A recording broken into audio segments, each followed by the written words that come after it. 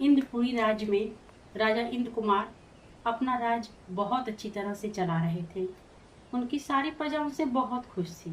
राजा की एक बेटी राजकुमारी रत्ना थी। रत्ना इतनी खूबसूरत थी कि हर कोई उसकी तारीफ करता था। सब कुछ अच्छा चल रहा था, पर अचानक राज्य में एक आफत आ गई। ये आफत कोई दुश्मन नहीं, बल्कि एक चुड़ैल थी। सारे राज्य में हड़कंप मच गया था। चुड़ैल राज्य में आती और अपना पेट भरने के लिए किसी इंसान को उठाकर ले जाती थी। चुड़ैल की शक्ति के आगे सभी मजबूर थे। जब राजा को ये बात पता चली तो उन्होंने सेना के बहादुर सिपाहियों को चुड़ैल को पकड़ने के लिए कहा, पर सिपाही खुद चुड़ैल का भोजन बन गए। राजा जितने सिपाही भेजता, चुड़ैल अपनी शक्ति से सबको मार के खा जाती थी। राजा बड़ा दुखी था। उसे अपनी प्रजा और अपनी बेटी की बहुत चिंता हो रही थी। कुछ दिनों में राजकुमारी का 10वां जन्मदिन आने वाला था। राजा को डर था कि जन्मदिन पे कहीं चुड़ैल ना आ जाए, इसलिए राजा ने सेनापति से कह के पक्का बंदोबस्त करा दिया था। राजा ने सेनापति से कहा कि वो चुड़ैल राजकुमारी रत्ना के जन्मदिन पे ना आ पाए और राजकुमारी को कोई खरोच ना आने पाए। उस चुड़ैल का आतंक इतना ज्यादा था कि प्रजा भी राजकुमारी रत्ना का जन्मदिन उत्सव को खुशी से नहीं मना पा रही थी। किसी को भी नहीं पता होता कि चुड़ैल कहाँ से आएगी और कहाँ चली जाती है। चुड़ैल का ठिकाना भी सेना पता नहीं कर पाई थी। राजकुमारी का जन्मदिन उत्सव धूमधाम से मनाया जा रहा था। सबके दिल में जो डर था, आखिर वो सच हो गया। चुड़ैल जन्मदिन के उत्सव में आ गई और जब उसने राजकुमारी रत्ना को देखा तो देखती ही रह गई। उसने कहा, अरे कितनी सुंदर लड़की है। मैं इसे अपनी बेटी बनाऊंगी और इसे अपने साथ ले जाऊंगी। मैं भी अकेले रहते रहते अब ऊब गई हूँ। अब मैं इस प्यारी बिटिया के साथ रहूंगी। राजा रानी रोने लगे। नहीं, हमारी बेटी को छोड़ दो। सेनापति, उस चुड़ैल को रोको और उसे मार दो। इससे पहले कि सेना कुछ करती, चुड़ैल राजकुमारी रत्ना को लेके गायब हो गई। किसी को कुछ पता नहीं चला कि राजकुमारी रत्ना कहाँ चली गई। चुड़ैल उसे अपने ठिकाने पर ले आई। रत्ना रोई जा रही थी। चुड़ैल उसे चुप करने के लिए बहुत से खिलौने, कपड़े और खाने का सामान ले आई, लेकिन राजकुमारी रत्ना चुप नहीं हो रही थी। रत्ना चुड़ैल से डर रही थी। अरे बेटी, तुम मुझसे डरो नहीं। मैं तुम्हें कुछ नहीं करूंगी। अब तुम्हें मेरे साथ रहना है। तुम मुझे माँ कहो, मैं तुम्हें बेटी कहूंगी। ये देखो मेरा घर कितना सुंदर है। मैं यहाँ अकेले रह के बोर हो गई थी। अब तुम आ गई हो ना मेरी बेटी। अब हम दोनों खुशी खुशी रहेंगे। कुछ दिन बाद चुड़ैल देखती है कि राजकुमारी रत्ना का रोना बंद नहीं हुआ, तो वो राजकुमारी रत्ना से कहती है, बेटी, अगर तुम मेरे साथ खुशी से रहोगी तो मैं वादा करती हूँ कि मैं कभी किसी इंसान को नहीं मारूंगी और ना ही तुम्हारे राज्य में किसी को परेशान करूंगी। अगर मेरा यहाँ रहने से मेरे राज के लोग सुरक्षित रहेंगे तो मुझे इस चुड़ैल के साथ रह लेना चाहिए। इस तरह कुछ साल बीत जाते हैं। अब राजकुमारी रत्ना बड़ी हो गई थी। रत्ना हमेशा उदास रहती।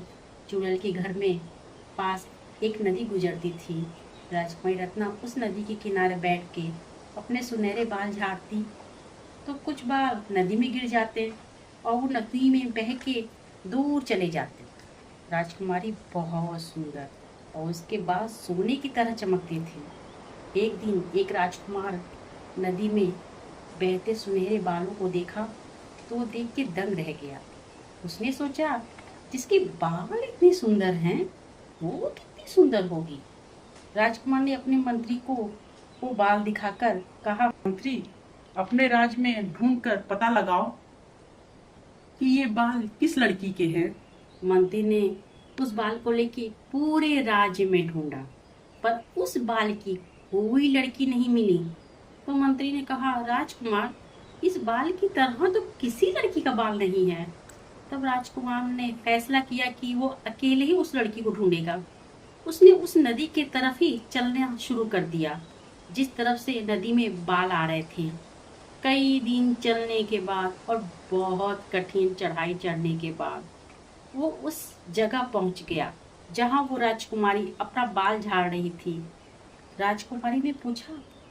तुम कौन हो और यहाँ क्यों आए हो? राजकुमार ने बताया।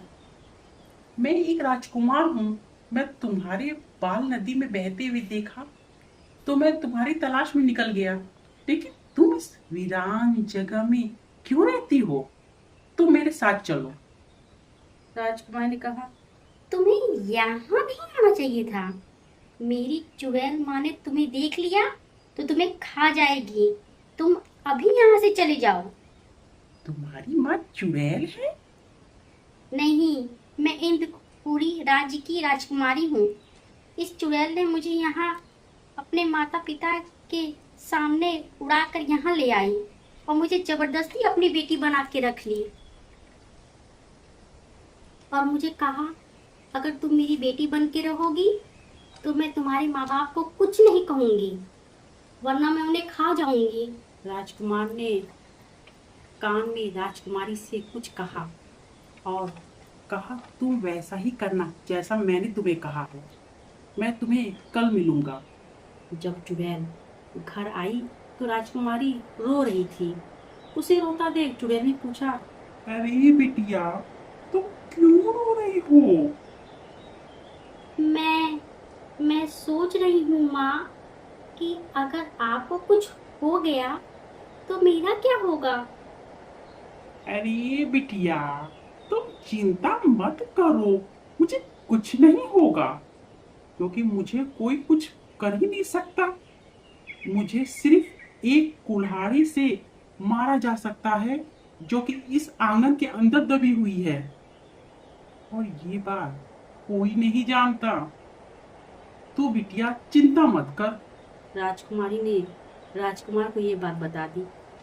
पर राजकुमार ने उस आंगन से उस कुल्हाड़ी को निकाल लिया और चुड़ैल का इंतजार करने लगा। जैसे ही चुड़ैल घर में आई, उस चुड़ैल के सर पे उस कुल्हाड़ी से वार किया और उस चुड़ैल को मार डाला और राजकुमारी को उठाकर उसके घर इंद्रपुरी ले आया। राजकुमारी अपनी माँ बाप को देख के बहुत खुश हुई। राजकुमारी की शादी राजकुमार से करा दी गई।